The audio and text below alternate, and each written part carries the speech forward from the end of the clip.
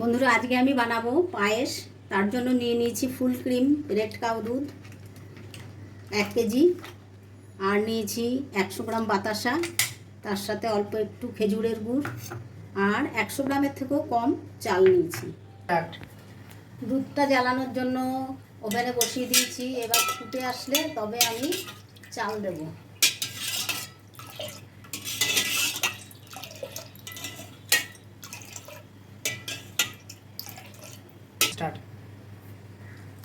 দুধে উতল এসে গেছে।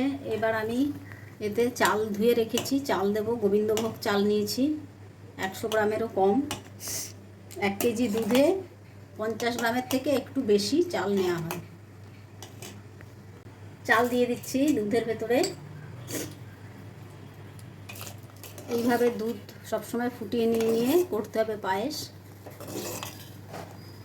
আর একটু হবে, চালটা এখনও একটু ফোটা বাকি। পায়েসের চাল ফুটে গেছে, দুধও ঘন হয়ে এসছে। এইবার আমি এর সঙ্গে মিশিয়ে দেব বাতাসা আর খেজুরে দিয়ে দিচ্ছি বাতাসা।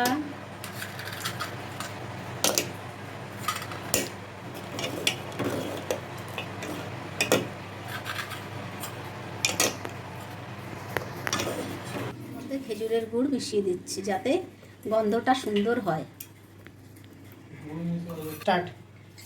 এর মধ্যে দিয়ে দিলাম কাজু আর কিশমিশ ভিজিয়ে।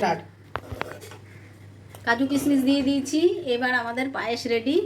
এলাচ দিলাম না, যেহেতু গুড়ের পায়েস, গুড়ের একটা সুন্দর গন্ধ থাকে, সেই জন্য এলাচ দিইনি। রেডি পায়েস। আমরা একটু পাতলাই খাই, আর এটা একটু ঠান্ডা হওয়ার পরে ঘন হয়ে যাবে। আর একটু কে কে পাতলা পায়েস খেতে ভালোবাসো জানাবে অবশ্যই।